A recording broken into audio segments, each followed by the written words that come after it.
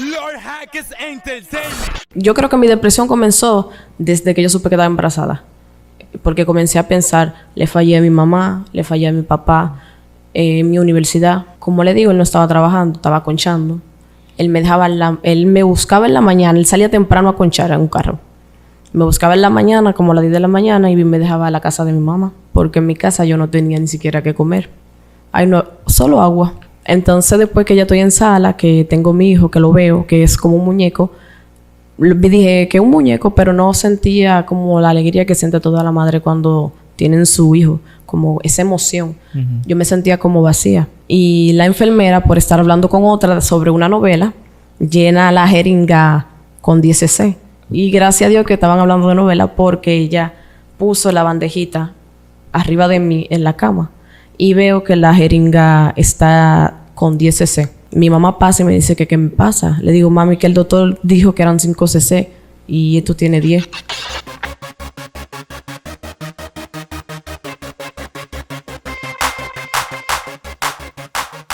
Bienvenidos a otro episodio de Más Allá de las Redes. En esta ocasión me acompaña una joven que tiene una historia muy, pero muy interesante. Yo diría que es una historia impactante que muchas jovencitas, adultas también, deberían sentarse en este momento para que la conozcan de principio a fin.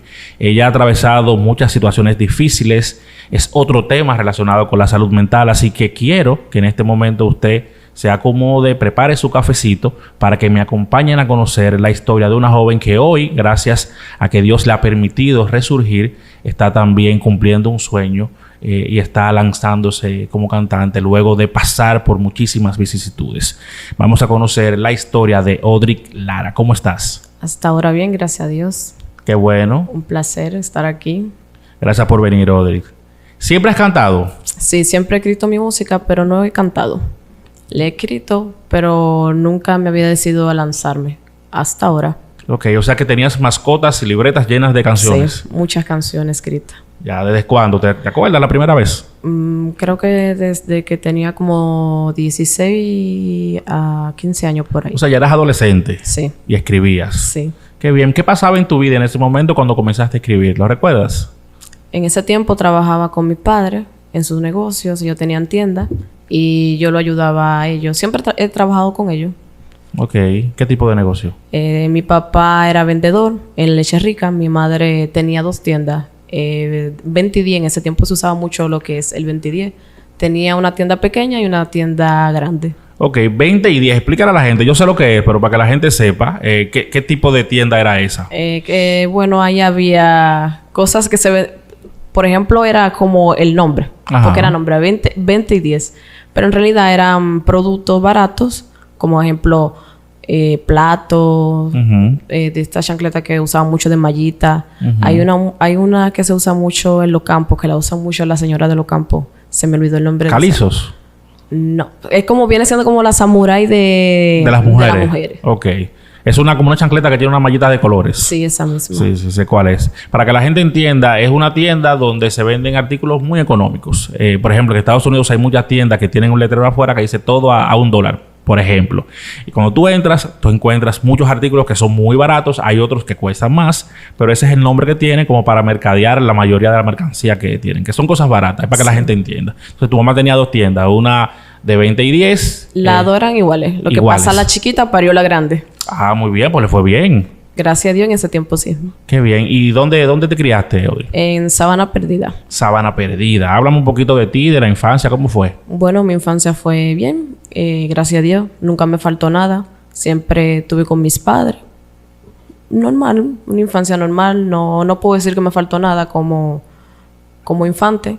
Lo tuve todo. No que fui de que tenía todo. Pero no puedo decir tampoco que me faltara. Claro. Me faltara. No tenías abundancia, así como mucho de todo, pero tenías lo necesario y un poquito más a veces. Gracias a Dios, sí. Muy bien. Porque tu mamá era emprendedora y tu papá trabajaba. Sí. Excelente. ¿Dónde estudiaste? Yo estudié en el Ave María, en Sabana Perdida.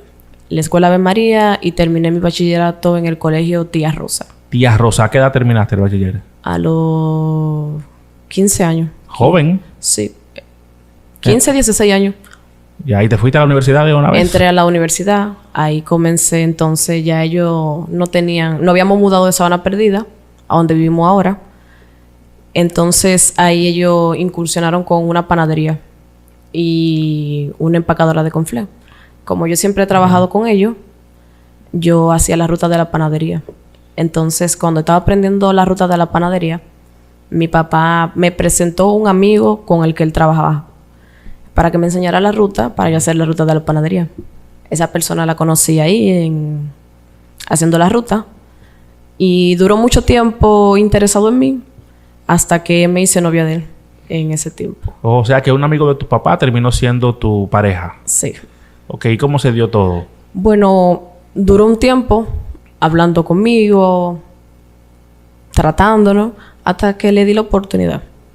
Y quedé embarazada, no siendo menor de edad, mayor de edad, pero acababa de cumplir los 18 años. Ya, y ahí comenzó tu historia. Y ahí comenzó la historia mía de mi depresión. ¿Por qué mi depresión? Porque yo sentía que le fallé a mi papá y a mi mamá en ese sentido. Ya yo había entrado en la universidad. Mi deseo era yo terminar mi carrera, después que terminara mi carrera casarme, y todo fue al revés. Tenías tus planes organizados. Sí, entonces no quería tener un hijo a tan temprana edad. ¿Pero tus padres aprobaban esa relación o no? Sí. O sea, no había problema. No había problema. El fallo fue mío, porque yo no me cuidé, ni tampoco el papá del niño. Ninguno lo cuidamos. O sea, si no nos cuidamos, hay consecuencias. Claro. Y la consecuencia fue mi niño. Yo amo a mi niño, lo amo, lo quiero y él está claro de eso, pero, como le digo, mi depresión comenzó porque yo no aceptaba mi embarazo. Entiendo. Porque le había fallado a mi papá y a mi mamá. Me sentía que le había fallado porque salí embarazada a temprana edad. ¿Cuáles eran tus planes para que la gente pueda entender? Mira, eso es algo muy poderoso lo que estás contando, porque en tu cabeza tú tenías estructurado todo como lo querías. Tú habías terminado muy joven el bachillerato, eras una niña aplicada, trabajadora, querías estudiar, querías salir adelante y luego entonces casarte y seguir con lo demás. Pero todo cambió por un acto que podríamos decir donde ustedes no quizás fueron lo suficientemente responsables como para hacerlo y cuidarse. Entonces hubo una consecuencia, evidentemente. Pero ¿cuáles eran los planes que tenía Audrey en ese momento antes de que pasaran todas esas cosas? Bueno, mis planes eran yo llevar la panadería a expandirse mucho más y terminar mi carrera de mercadeo. Porque mi deseo era tener una panadería reconocida, grande. Ese era el deseo mío. Llevarla a otro nivel, que creciera, que se expandiera, que fuera conocida en todo el país. Wow, por eso estabas estudiando mercadeo. Sí. Siempre me ha gustado eso de venta. Qué bien. ¿Y tú estabas enamorada en ese momento, Audrey? Bueno, le digo la verdad. En ese tiempo, la persona me caía bien como persona. No estaba de que enamorada, pero con el tiempo sí le puedo decir que sí. Sí pasó. Sí pasó. Pero al inicio no. Entonces eso fue parte del choque emocional también. Porque tú dijiste, bueno, yo estoy con esta persona, me agrada, bien. Una relación, estamos intentándolo, de repente pasa esto y ahora tengo yo que seguir adelante quizás con una persona que yo no me vi al inicio como en esta posición. Así mismo es. Entonces, ya cuando salgo embarazada, comencé a darle mente. Yo creo que mi depresión comenzó desde que yo supe que estaba embarazada. Porque comencé a pensar, le fallé a mi mamá, le fallé a mi papá, mi universidad. Todavía embarazada yo estaba yendo a la universidad. Pero mi embarazo era de alto riesgo porque siempre fue amenazado. Wow. Entonces tuve que parar la universidad. Y seguía pensando y pensando. Y en ese momento la persona también se quedó sin trabajo. Cayó en Cicla. Y en ese tiempo el que estaba en Cicla no podía conseguir trabajo. Eso es ahora ya que... Pero ahora tampoco es que es tan fácil. No es tan fácil, eso pero... Es un cuento, En ese tiempo entonces no conseguía trabajo. Y siendo profesional y todo, porque él es mercadólogo también, no conseguía trabajo y él lo que estaba conchando. Entonces yo le daba mucha mente, voy a tener un hijo. No lo voy a tener como yo pensaba tener cuando quería, en el tiempo que quería tener mi hijo. Porque yo decía, yo quiero tener mi hijo, que mi hijo tenga todo lo que yo tuve y mucho más de lo que yo tuve. Y le daba mucha mente por la economía, porque él no estaba trabajando. Yo tampoco estaba trabajando porque yo siempre trabajaba con mis padres. La panadería la quitaron. Mi padre estaba trabajando en su trabajo que tenía. Él no, porque él lo cancelaron en ese tiempo. Y estaba sin trabajo. Entonces, también nunca había pasado trabajo en mi vida. Nunca en la vida había pasado precariedad. Ejemplo, donde me mudé con él, en la casa que alquilamos, era a la casa donde yo vivía con mis padres. Era una casa grande, hasta con habitación de servicio, con patio. Y vine a llegar a una casa que era como un cuartico. La cocinita pegadita, una salita, una sola habitación. Y al ver ese choque de salir de donde yo estaba a llegar a esa casita con él, fue como un choque muy, muy duro. Muy drástico. Sí. Y entonces, como le digo, él no estaba trabajando, estaba conchando. Él me buscaba en la mañana. Él salía temprano a conchar en un carro. Me buscaba en la mañana, como a las 10 de la mañana, y me dejaba a la casa de mi mamá. Y después pasaba a buscarme en la noche, porque en mi casa yo no tenía ni siquiera que comer. Ay, no, solo agua. Wow. Entonces, él me dejaba con mi mamá y mi papá. Mi mamá y mi papá, gracias a Dios, siempre nos dieron la mano. Pero mi choque siempre fue pensar, y siempre todos los días pensaba lo mismo, que mi mamá siempre me decía, porque yo tenía la cara así, como que yo estaba guapa. Y yo no aceptaba mi embarazo en ese tiempo. Yo no aceptaba que estaba embarazada. Y mi mamá siempre me decía, ¿por qué tú tienes la cara así como que tú siempre estás guapa? Yo le decía, por nada. Bueno, fue pasando el tiempo. A los 7... El niño cumpliendo 7 meses. Mi mamá siempre iba a la cita médica conmigo, a la clínica. Y siempre pasábamos a recoger a mi mamá. Mi mamá era como el papá. Ejemplo, mi mamá nunca faltó a la sonografía. Mi mamá tuvo todo el tiempo ahí. Toda mi cita médica, mi mamá siempre estuvo conmigo. Hubo la última sonografía que le hicimos al niño, fue un lunes santo. Cuando le mostramos la sonografía a la ginecóloga, el niño tenía 2 vueltas del cordón umbilical. ¿En el cuello? En el cuello. Wow. Entonces ella le mandó a hacer el estudio al niño con el especialista, que se me olvidó el nombre, ¿cómo se llama el especialista que hace ese estudio? Y él dijo, venga mañana temprano, bien comida, porque seguro el corazón del niño no se escucha porque usted tiene el día entero aquí en la clínica. Pues como siempre, nosotros nos fuimos. Al otro día recogimos a mi mamá bien temprano y vamos de camino. Cuando vamos de camino, también hay algo que yo le tenía miedo a la velocidad embarazada. Él tenía que andar al pasito en el carro, porque yo le cogí un miedo a la velocidad embarazada, que no tenían que andar como hormiguitas. Yo voy con mi mamá, voy con el padre del niño, él va manejando, mi mamá va junto conmigo sentada atrás en el carro y me pongo las 2 manos en la cabeza y hago así, me echo para atrás. Me dice, mamá, ¿qué me pasa? Le digo que se me aceleró el corazón y comienzo a sudar y me pongo pálida. Pero ya íbamos de camino a la clínica. Cuando ellos vieron que yo le dije a él, quise, acelera ese carro que quiero llegar. Cuando ellos vieron eso, ellos dijo, bueno, pues está mala porque como a mí no me gustaba la velocidad, embarazada, llegando a la clínica, vamos a la puerta del doctor y el papá del niño me dice, vamos por emergencia. Y cuando él vio que yo me paré, que dije, sí, vamos. Llegando a emergencia, ya yo no podía respirar, ya yo hacía... Wow. Me dio un preinfarto y me subió el azúcar a 450. Dios. Me conectaron directamente de una de oxígeno, llamaron a mi cardiólogo, que gracias a Dios estaba ahí cerquita, porque trabajaba en la clínica ahí, y me mandaron directamente para UCI, de cuidados intensivos. Cuando estoy en cuidados intensivos, nunca cerré los ojos porque siempre le he tenido mucho miedo a la muerte, bastante miedo. Y el doctor le dice, claro, a una enfermera, hay que ponerle 5 cc, el nombre del medicamento no lo recuerdo. Entonces ella llenó la jeringa, pero yo nunca cerré los ojos. Y donde me daba más miedo era que yo era la única que estaba consciente en intensivo. Yo veía a todo el mundo conectado a los tubos, nadie se movía. Y yo al tenerle tanto miedo a no cerraba los ojos. ¿Tenías pánico? Sí. Y la enfermera, por estar hablando con otra sobre una novela, llena la jeringa con 10 cc. Y gracias a Dios que estaban hablando de novela porque ella puso la bandejita arriba de mí en la cama y veo que la jeringa está con 10 cc. Me desespero y comienzo a decir que dejen pasar a mi mamá. no era hora de visita, no dejaban pasar a nadie. Solo daban de 10 a 5 minutos, a las 10 de la mañana y a las 5 de la tarde. Y eso no era hora de visita. Ella vio que yo me desesperé y comencé a decir, dejen pasar a mi mamá, por favor, que solo son 5 minutos. Pues dejan pasar a mi mamá. Mi mamá pasa y me dice que qué me pasa. Le digo, mami, que el doctor dijo que eran 5 cc y esto tiene 10. Mi mamá en ese momento pensó como que ella tiene problemas. Pero le seguí insistiendo. Cuando mi mamá entonces habla con la supervisora de ahí de intensivo, llaman al cardiólogo.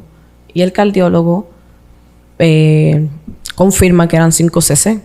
Si yo no hubiese estado despierta y estoy pendiente al medicamento que me están poniendo, me hubiesen puesto una sobredosis y yo no estuviera aquí para contar. Y créeme, y voy a aprovechar lo que estás diciendo para decirle a todo el público que si usted se encuentra en una situación como esta, hágale caso a su pariente, escúchelo o escúchela, verifique la información, porque esas cosas pasan con muchísima frecuencia, más de lo que imaginamos.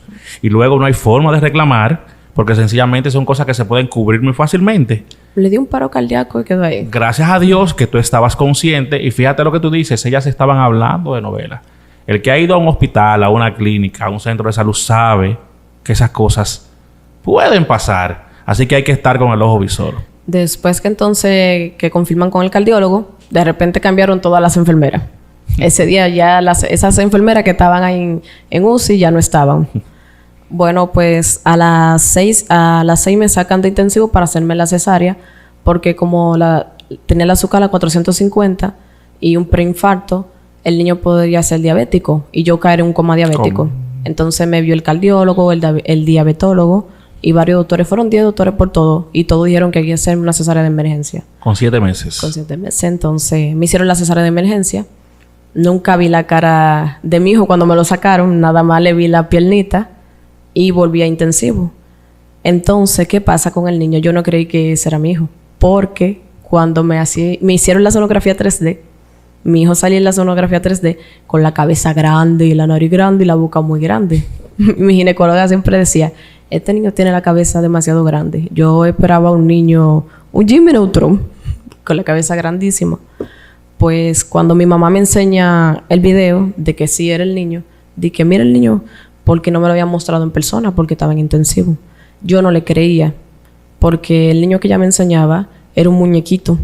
Tenía la boquita chiquitica, la nariz chiquitica, el pelo, un pelo que Dios se lo bendiga. Eso fue un muñeco que yo no creía que era mi hijo. Lo vine a aceptar porque ella dijo, mira que tiene la ropa que tú querías que le pusieran. Y tenía la manta. Ahí le creíste. Ahí le creí. Porque lo que pensaba era que el niño se por lo que me había pasado. Ay, Jesús. Y yo decía que me estaban enseñando ese bebé por tranquilizarme, para que yo estuviera tranquila en intensivo. O sea, tú estabas viendo todo negativo en ese momento. Estabas, wow. Entonces, después que ya estoy en sala, que tengo mi hijo, que lo veo, que es como un muñeco, dije que es un muñeco, pero no sentía como la alegría que siente toda la madre cuando tienen su hijo, como esa emoción.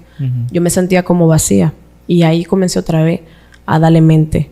¿Qué yo hice? ¿Qué error yo cometí? Porque yo tuve un niño tan temprano.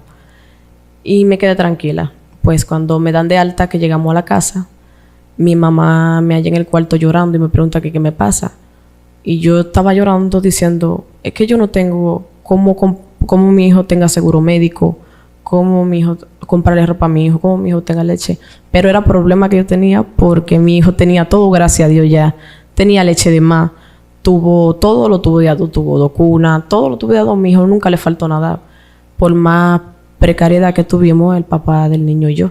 Mi padre siempre nos dieron la mano. Nos ayudaron, sí. Claro. O sea, tú estabas sobrepensando, estabas preocupándote de más, estabas pensando en cosas muy a futuro y haciendo todo un poquito más grave de lo que era. Y eso fue lo que me afectó bastante con la depresión. Pues luego, cuando vamos a la cita médica con mi ginecóloga, ella, desde que entramos por su puerta, le dice al papá del niño, yo la voy a referir a ella al psiquiatra. Y comienza a darnos como una terapia. El psiquiatra no es para loco.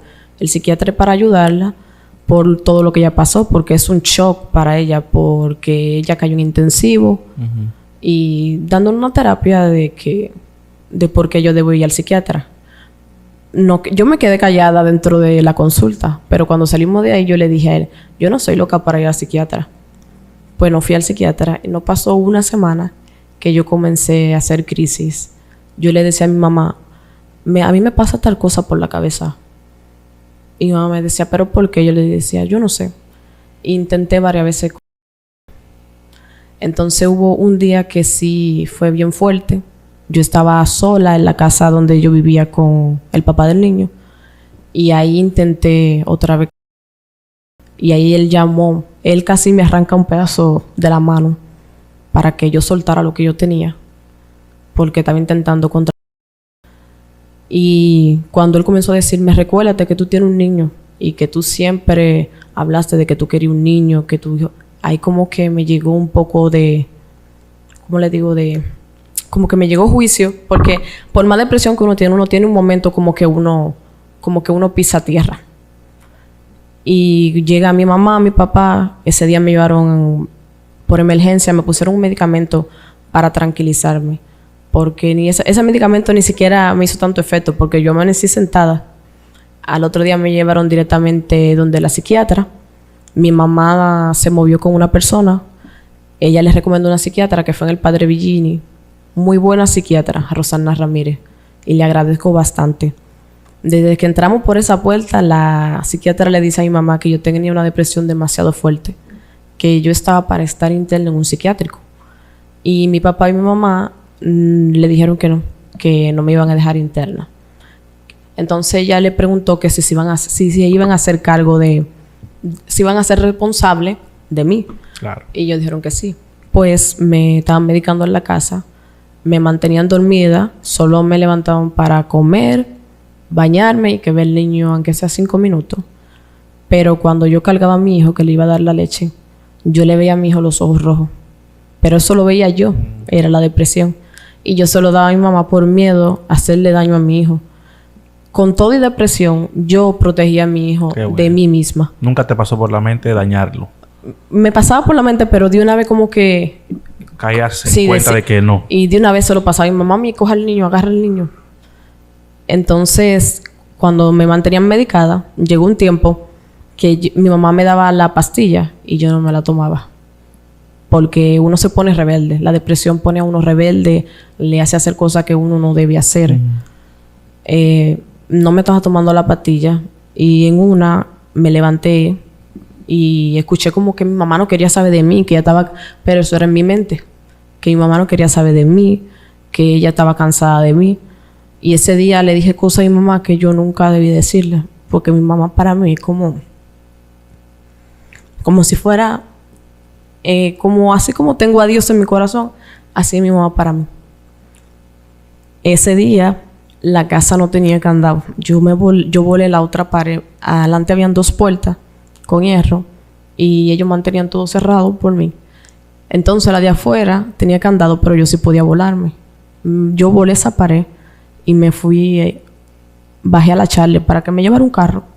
Mi papá me cayó atrás y gracias a mi papá yo no llegué a cometer el hecho. Wow. Pero ese día era el Día de los Padres. Y mi papá me dijo, claro, ese día no lo hagan. Ya yo perdí a mi papá. No te vayas tú también. Tú sabes que yo te quiero mucho, que tú eres mi mano derecha. Ahí, cuando él comenzó a decirme cosas así otra vez, como que yo volví en sí. Entonces mi papá se sentó atrás, que había una terraza. Se dio un trago, creo que de una mamá Juana que tenía ahí. Y él comenzó a llorar allá atrás. Y después estaba inconsciente. No respondía. Y mi mamá llamó al 911. Llegó el 911. Y ese día yo me entré al armario, al closet del cuarto donde yo estaba. Y comencé a llorar y le dije a Dios que me ayude a salir del hoyo que yo estoy. Porque yo voy a mi papá y a mi mamá con todo lo que yo estoy haciendo, con todo lo que yo intentaba y la lucha que ellos pasaron conmigo. Después de ahí, yo comencé a poner más de mi parte y comencé a pedirle a Dios que me ayude a buscar de Dios. Le doy gracias también a una amiga que se llama Lili, que me invitó a la iglesia. Ahí fue que conocí eso de Dios, que ella me invitó a una iglesia evangélica. No me gustaba ir a la iglesia evangélica, yo visitaba mucho la católica. En la iglesia evangélica le tenía miedo porque yo decía que las personas evangélicas se montaban. Yo en el sentido que comienzan como a brincar y ese tipo de cosas me dan miedo. Entonces ella me dijo, no, allá no es así. Tú puedes ir y si no te gusta tú no vuelves. Y yo estaba negada en ir. Y como ella todos los días me decía, vamos para la iglesia, ven, vamos para la iglesia. Hubo un día que le dije que sí por salir de ella ya. Pues voy a la iglesia con ella. Cuando voy a la iglesia, la persona que me recibió en la puerta me dio un abrazo como que me reseteó, como que yo sentí, como que me dio, como que yo sentí ese abrazo. Como, te reconfortó. Sí. Seguía con mi cita con la psiquiatra, me quitó una pastilla la psiquiatra que era la de dormir. Ya la psiquiatra me estaba viendo mucho mejor. Seguí visitando la iglesia, seguí buscando mucho de Dios. No soy cristiana, pero sí creo mucho en Dios, visito la iglesia. Y la psiquiatra solo me quitó una sola pastilla, pasó el tiempo, dejé la segunda pastilla, pero la dejé por mí. No que la psiquiatra me la quitó, porque yo dije que yo puedo y lo voy a lograr. Y también lo logré porque yo tengo un niño por el cual yo tengo que luchar y sacarlo hacia adelante, por mi papá y mi mamá que estaban sufriendo bastante por mí. Y cuando la psiquiatra me vio, la psiquiatra me dio de alta. Me quitaron todos los medicamentos. No tomo, gracias a Dios, ningún tipo de medicamento. Después, mis padres se fueron del país. Duré 4 años sin verlo. Eso me ayudó mucho, bastante, porque yo no era muy independiente. Yo todo era con mi mamá. Incluso si yo iba a Megacentro, yo no sabía ni siquiera por qué puerta yo entraba ni por la que salía. Si me parqueaba en el subterráneo, yo estaba perdida. Aprendí a defenderme, aprendí a moverme, porque ellos se fueron del país, consiguieron trabajo y duraron 4 años fuera del país. Entonces, en esos 4 años que ellos estuvieron fuera, nuevamente me vi grave, me operaron de emergencia. Casi caigo en intensivo nuevamente. No caí en intensivo solo por hablar con mi mamá, porque mi mamá tiene un poder demasiado fuerte sobre mí, en el sentido como que ella me da fuerza. Yo siento como le dije anteriormente, como que si fuera un Dios para mí. Cuando me van a llevar para intensivo porque tenía la presión en 8. ¿Qué te pasó? Porque tenía un quiste hemorrágico. Eran 2, se me había explotado uno y me iban a operar de emergencia. Duran una semana bajándome la inflamación para poder operarme. Le digo al papá del niño, llame a mi mamá, por favor. Y él me dice, no la llame. Yo llamo a mi mamá, por favor. Pues llamo a mi mamá por teléfono porque quería hablar con ella. No le estoy diciendo lo que me está pasando. Ella sabe que estoy interna, pero no sabe la gravedad. Ajá. Y cuando comienzo a hablar con ella, se me sale la lágrima. Ella me dice, ¿te pasa algo? Y yo, no, que quiero hablar con usted. Después ella me dice, ¿te pasa algo? ¿Qué te pasa? Y yo le dije que me van a llevar para intensivo y yo no quiero entrar en intensivo otra vez. Pues, hablando con mi mamá, yo le dije a la doctora, esperen un rato más. Y mi mamá y Dios me dio la fuerza y no entré a intensivo, gracias a Dios. Me pudieron establecer la presión. Me operaron. Cuando me están operando en cirugía, yo, como le digo, no me duermo. No estaba dormida. Yo entré a quirófano, me pusieron la anestesia que pone el local, la que ponen aquí en la columna. Ahí de una vez le digo yo a mi ginecóloga, yo siento que me estoy yendo, y comencé a sudar. Ahí otra vez la presión otra vez fue al piso. Ahí comenzaron a entrar doctores, a inyectarme, creo que adrenalina, que le inyectan a uno, no sé bien. Y me establecieron, me operaron.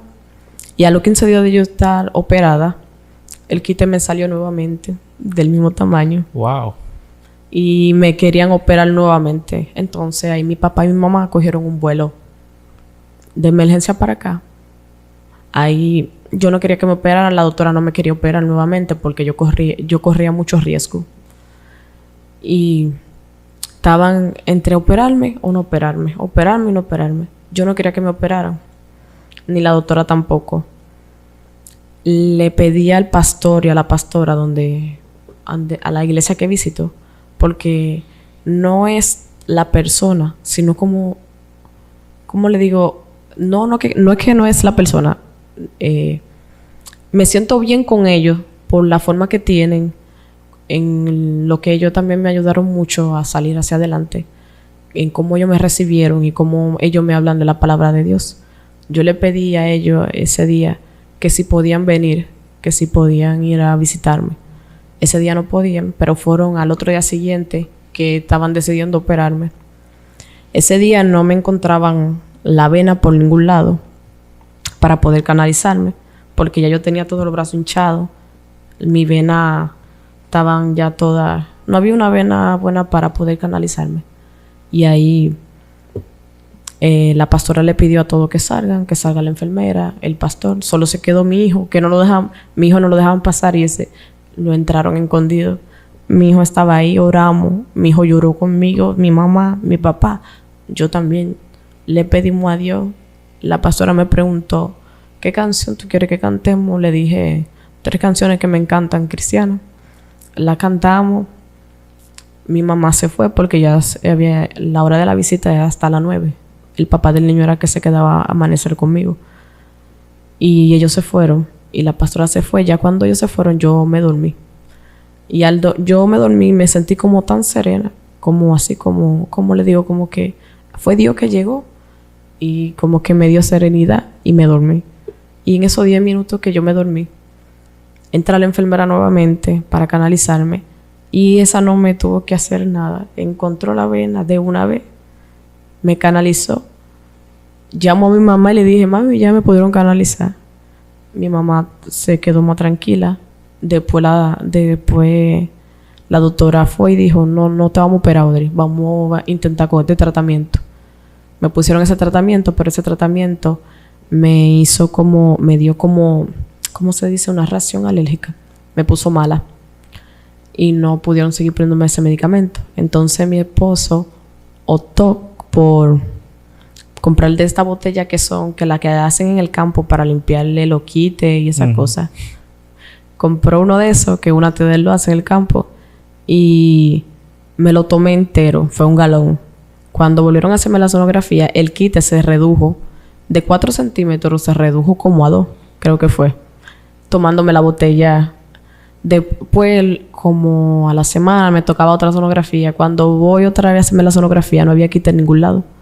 Lo único que me quedaba nada más era líquido, que la doctora decía que ese líquido se me iba con los medicamentos. Y gracias a Dios, estoy aquí ahora.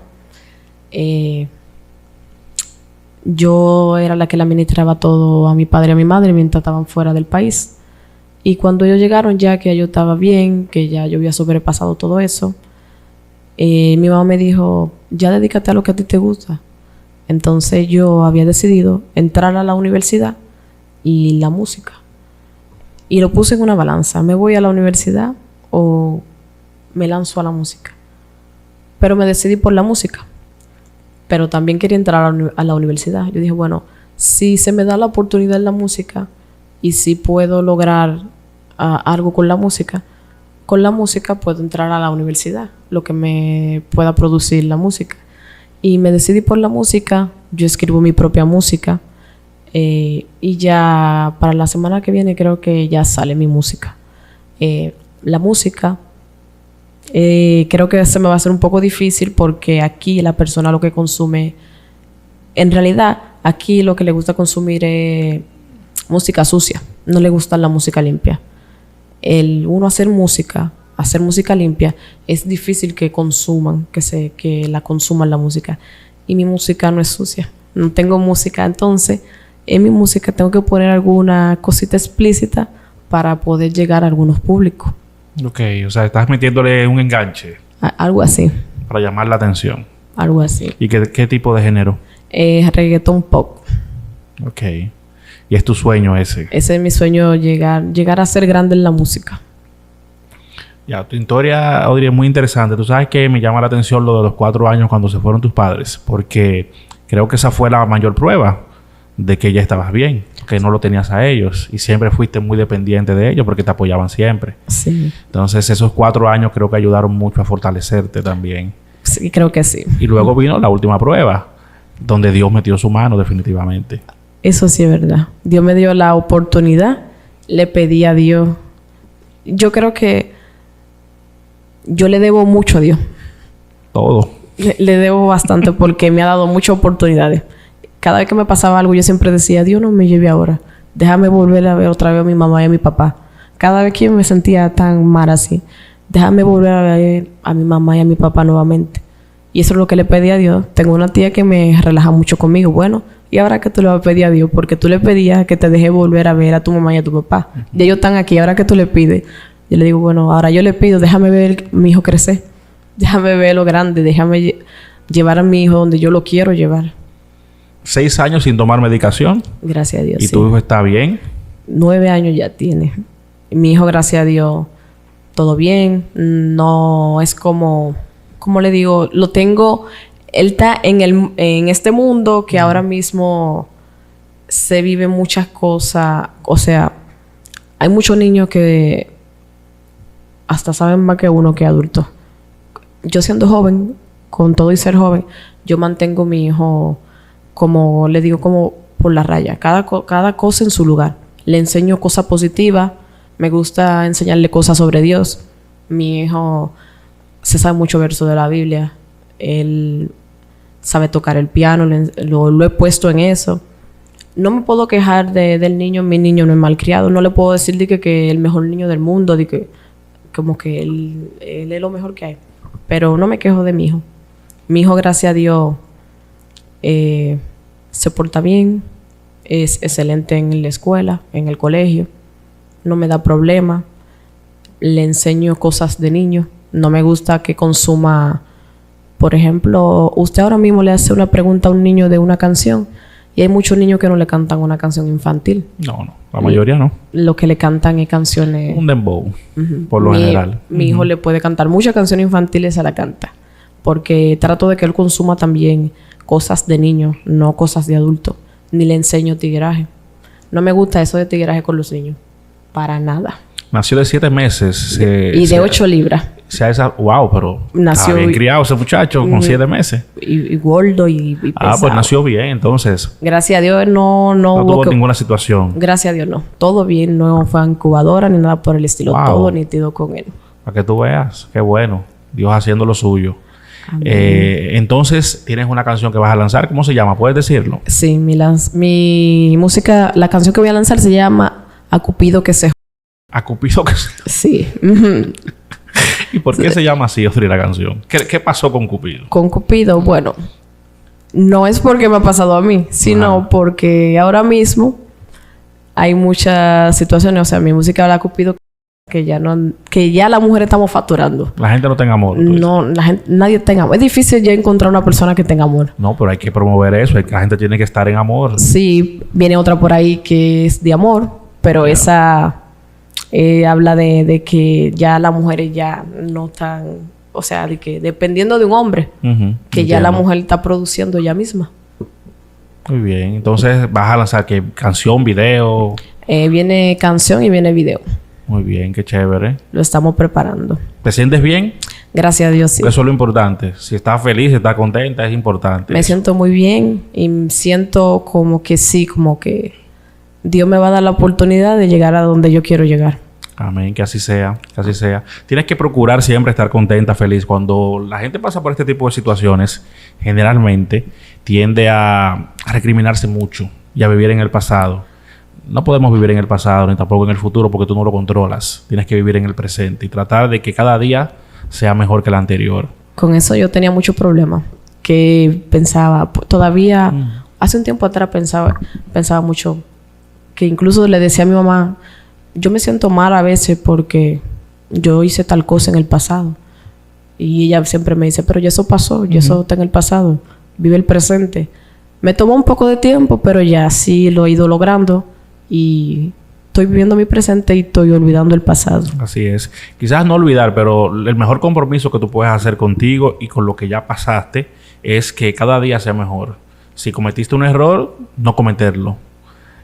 Tampoco pensar tanto en qué va a pasar dentro de, qué sé yo, cuánto tiempo, porque a veces la gente se pone tan ansiosa por lo que no ha pasado y que cree que puede pasar, que generalmente es malo, que entonces lo que hace es dañar el momento en el que está viviendo.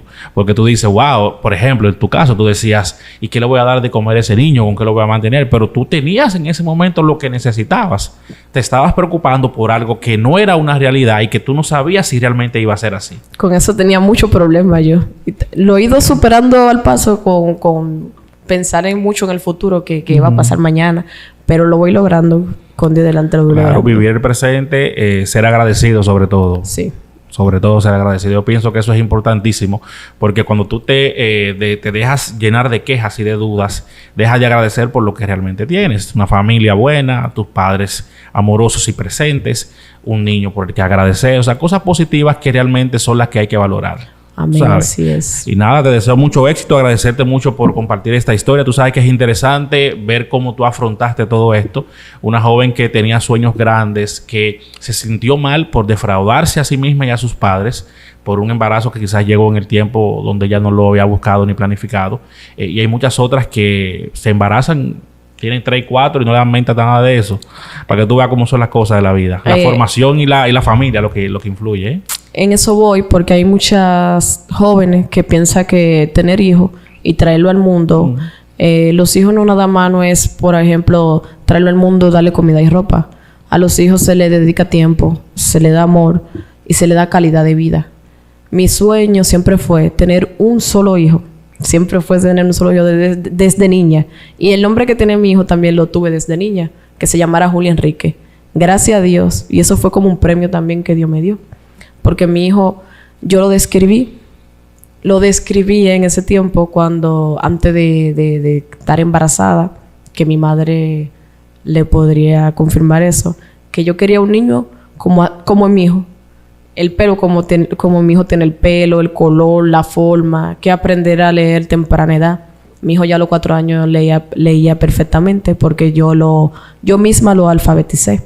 Porque yo daba clase con mi abuela de crianza en una sala de tarea. Ella me enseñó a dar clase. Qué bien. Entonces, lo que le digo a las jóvenes, que un embarazo a de tiempo es un problema porque niños criando niños no le dan la educación que deben darle a los niños. Por ejemplo, ahora los niños que vienen subiendo, si hay delincuencia en el país va a haber mucho más porque no saben lo que es llevarlo por el camino del bien. Porque ahora nosotros los jóvenes ahora mismo, lo que estamos criando niños, o sea, ya yo no soy tan niña, pero el que está criando niños con niños, lo que le enseña es mala palabra, música, esa música que está sonando. El niño no tiene costumbre, no tiene valores, no le están enseñando los valores que sí deberían enseñarle. Hay niños que ni siquiera saben decir gracias, ni perdón, ni permiso. Y con eso yo no voy de acuerdo. A mí me encantan los niños que sean bien educados, que lleven una infancia normal. Y tampoco no voy con el maltrato con los niños. Yo amo los niños. Por allá por mi casa, todos los niños me dicen tía. Y mis sobrinos me llaman mami. Dios me dio hijo de más. Lo interesante es que no es que solamente que hay niños criando niños, sino que muchas veces ni siquiera están ahí. O sea, los tienen y se los llevan a los padres o a los tíos o a un vecino, lo dejan y siguen en la calle y traen otro más y traen otro más. Y realmente lo que estamos es contribuyendo con todas esas cosas que están pasando en nuestras comunidades. Mucha delincuencia, mucha desintegración familiar, falta de crianza, falta de valores. Y la razón está ahí precisamente. Y lo mejor de tener hijos es también criarlo en una familia. Yo me crié en una familia. Mi papá y mi mamá tienen 32 años juntos. Nunca se han dejado, gracias a Dios. Y lo mejor de la vida es tú criarte con tu padre y tu madre. Eso es un gran ejemplo. Así es. En la vida. Y eso es lo que lamentablemente no está sucediendo. Muchas jóvenes están teniendo 5, 4 y 3 hijos y de padres diferentes cada uno. Y no lo veo bien eso. No voy de acuerdo con eso. Bueno, que tu historia sirva un poco para crear conciencia. Gracias. Éxitos en la música y que te vaya muy bien. Le agradezco mucho que usted me haya dado la oportunidad de estar aquí. Y soy una fiel seguidora suya. Siempre he visto todas sus entrevistas. Una por una la estoy viendo. No, gracias. Ahora te toca verte a ti también. Gracias. Espero que tu historia sirva mucho y ayude a muchísima gente. Así que gracias, Audrey. Espero que sí.